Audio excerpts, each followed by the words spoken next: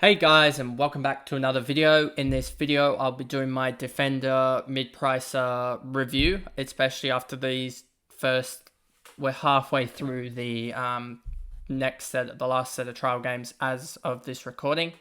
So remember to like and subscribe, as a lot of content is going to be coming out quite quickly as I do all my reviews of the trial matches. And so let's get into this. So as you can see, one second, let me do it to the first setting that I'm doing. I think I'll do, is it here? Let me just check. As yes, that should be the right setting, and I'll set it down to the price, as we'll do it down in that order. So for me, mid prices are somewhere around that 300 to 700k, probably. Maybe even you could say 400 to 700k, as those sort of 200 to 300k guys are like rookies almost, and 700k plus are almost getting on the verge of premiums. They're sort of this weird 700 to 800k that aren't really premiums but aren't really mid prices, such as the likes of Goulden and McGrath. That I can talk about McGrath. I think he's just got a good role here, and he'll go up. And so yeah, talk about him quickly. So now let's move on to the good players here. So I've got notes on the side here, so I'll quickly dash to them every so often. Darcy Byrne-Jones, I actually think could be an option this year. I know it sounds crazy, but I think he could be an option, especially with his scoring is consistent though.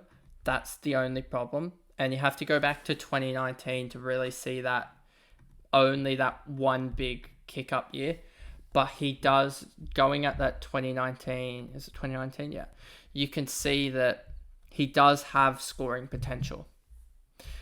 And where is that? He did have an 8 somehow. Don't know how you can go through a whole game and have an 8 score. But yeah, he does have that scoring potential. I wouldn't say he's the best one, but he's certainly an option if Port decide to just knock it around the back a lot more. Then we go on to Nick Newman is the next one. As all these other guys, I don't think have the big volatile like jump up of 15 or so that you need. Nick Newman 77 last year, so you're probably looking at him at that price needing 90, 91. If we look at 2021, he averaged 86. 2019, 93. So looking at, and he's done 86 multiple times. So if you look at that, where was it? Was it 2017? No, 2019 again. So 2019 for these defenders looks good. He does have that huge scoring potential.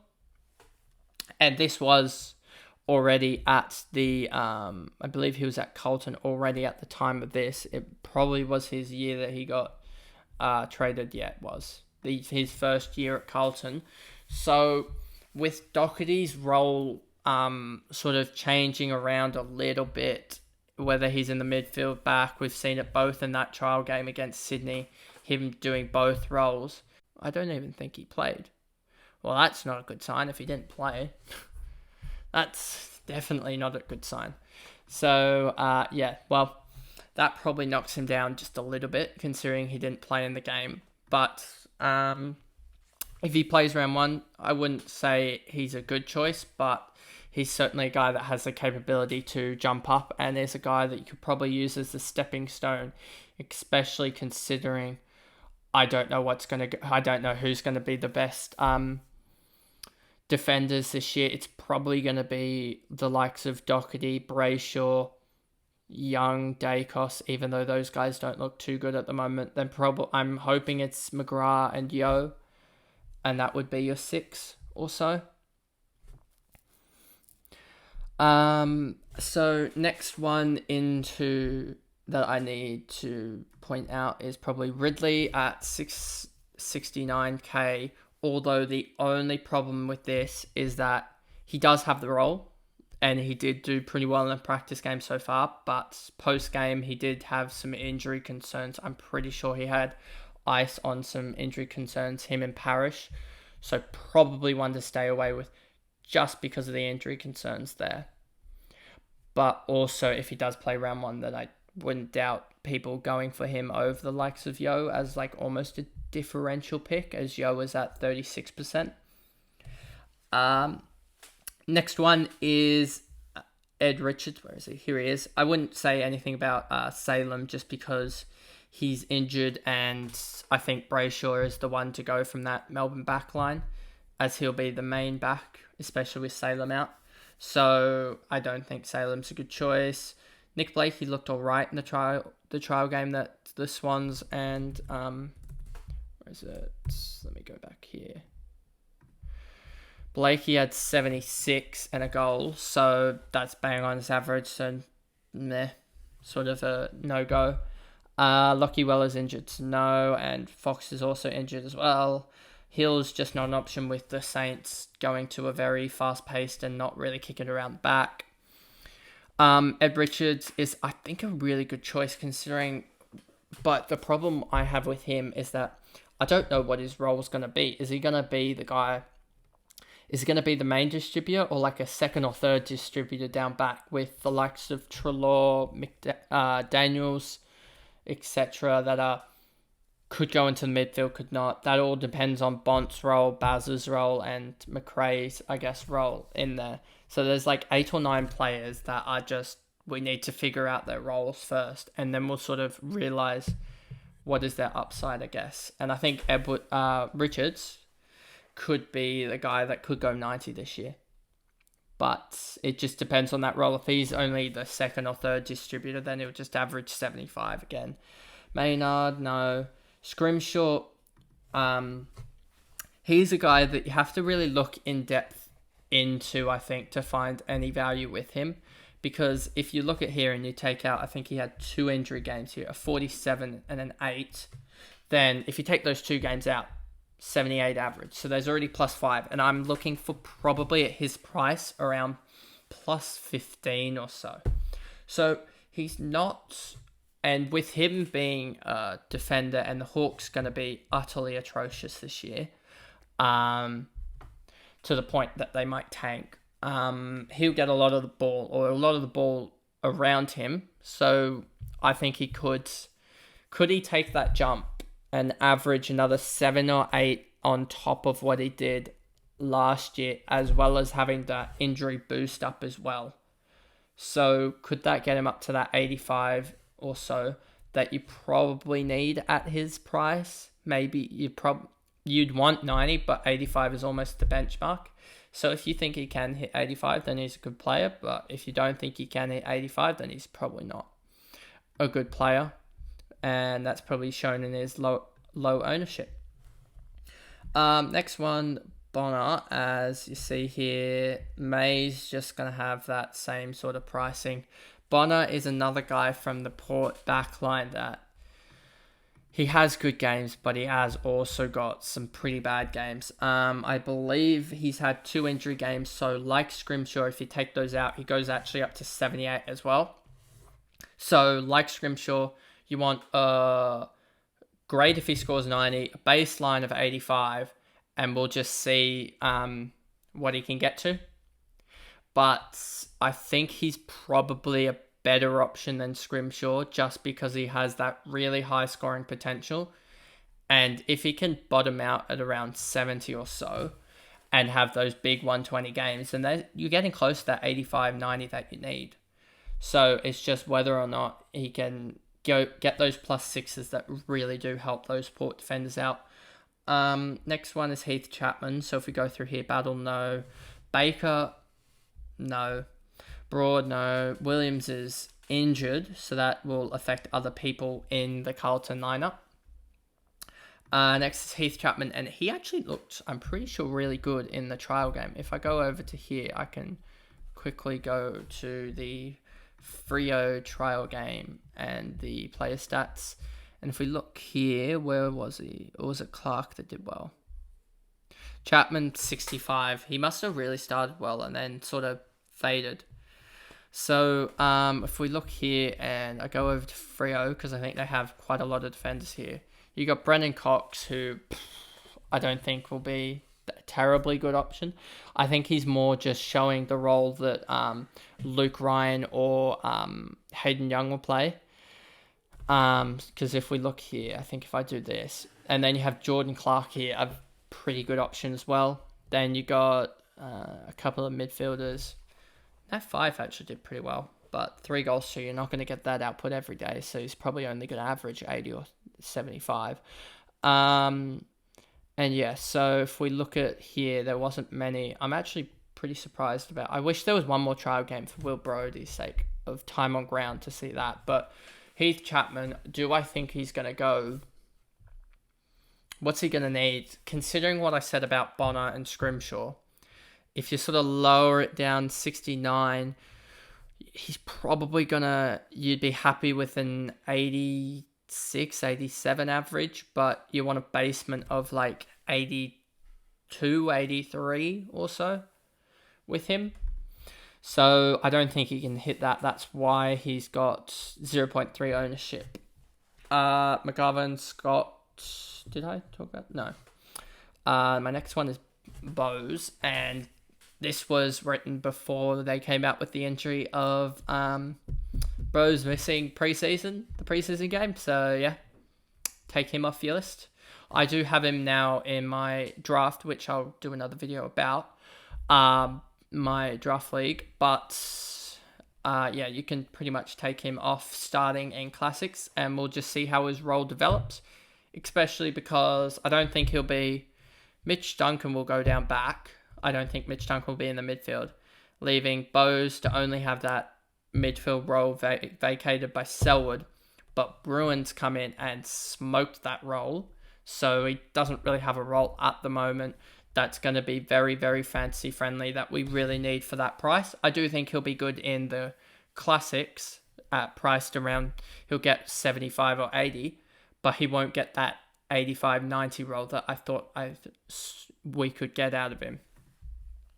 So that's why I think his ownership will tumble a little bit. Then you've got the likes of anyone else here. Hunter Clark's the last guy we'll talk about here, because all these other guys are going to be key defenders or in teams that aren't really kicking the ball around the back. And I think that's sort of the case on Hunter Clark as well. Hyped up a lot in the preseason, sort of before we got to the point of players like the game actually coming out in full. And that's sort of why I think he was hyped up a lot. At 604k, I think it's too pricey for him, especially with injury concerns.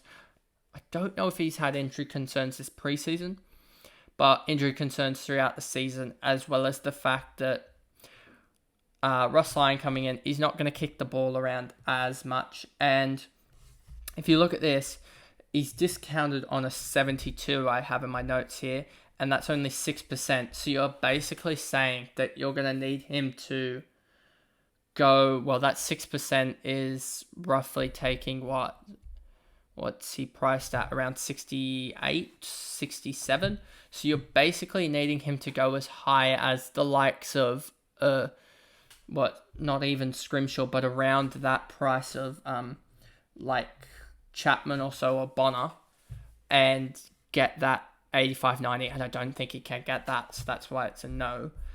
Next we go on to that was a lot of the players in that range, because a lot of those players could be breakout guys, but I don't think a lot of them will.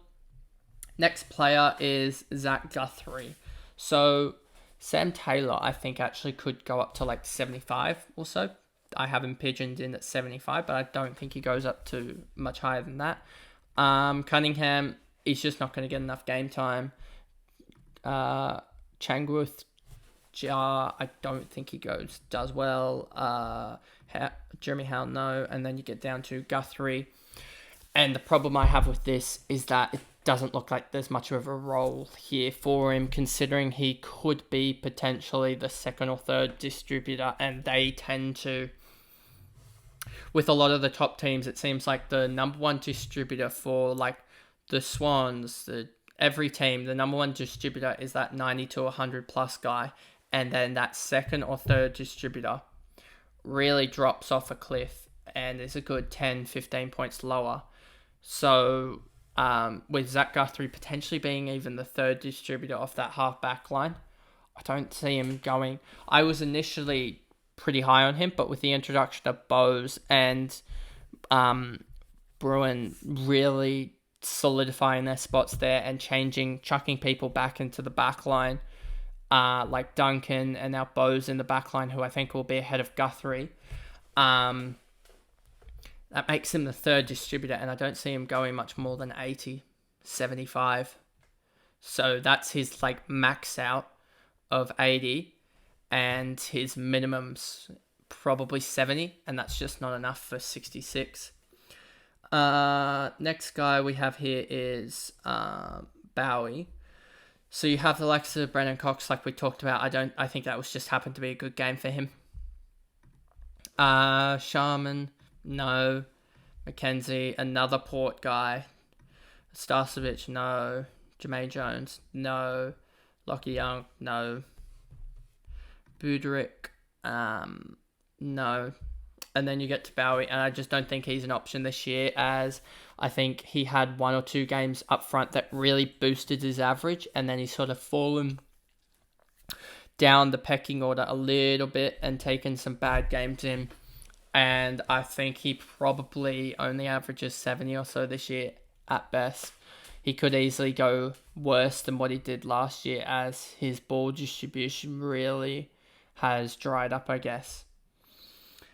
And yeah, I'm not 100% sure with Salem being out and stuff like that what will happen. So maybe he does get a role early on the season, but I don't think he gains enough cash early on in the season to be able to be almost a stepping stone type of player. Then the last guy I have here is Will Day. Will Day at 61 priced at. The problem with Will Day that is his role is being chucked around, like on the wing, in the middle, halfback, flank. I think he's played up forward a little bit as well. It has been pretty mad in this preseason, his role, and I think with just that, it doesn't help him settle into a specific position and help us really know his fantasy output. So it is a very, very big risk, considering you're going to need him to average 80 or so, probably, to be a good player. Or at least, because when you start getting down to 60 or so average, you start looking at players getting plus 20, plus 15 type, taking that even bigger step up. So for him to average 80, just don't think it's like sort of there for him in that role in the Hawks team. And actually, now we start to, in the 400, 500 range, like when I was doing this, I really couldn't see many other players that I really wanted to even take notice of, as a lot of these guys are key position players after key position player, and all the guys that are down at this price, I guess, all the guys that, distributors I should say, rather than key position players, more of the smaller defenders, they just haven't got the game time, I guess. Like, look at Parnell, 11 games. Cleary, 2. Let's look. Anyone else here? Darcy's at this price range, and I think he would be an okay option, and he's got 3 games. What was Henry? 14 games. D'Ambrosio, 7. Hoff, 15. So he's one of the more. Sam Frost, 12. Rivers, 16. None of these guys really have 22 games played, which is quite tough to talk about them, I guess, in the sense that I don't think they're going to be able to go up. And now we have, just on my team, that we have Elliot Yeo, who's a guy that I think you kind of just have to bite the bullet and have him in your side, just because he's priced at that. And if it goes wrong, it goes wrong for, over a third of the comp. So it's like, and I do think there's other options that we can quickly stepstone him up to. So I think if we look in the 700k range, there's actually some options that we can quickly get him up to, such as, not Himmelberg, Burton, no.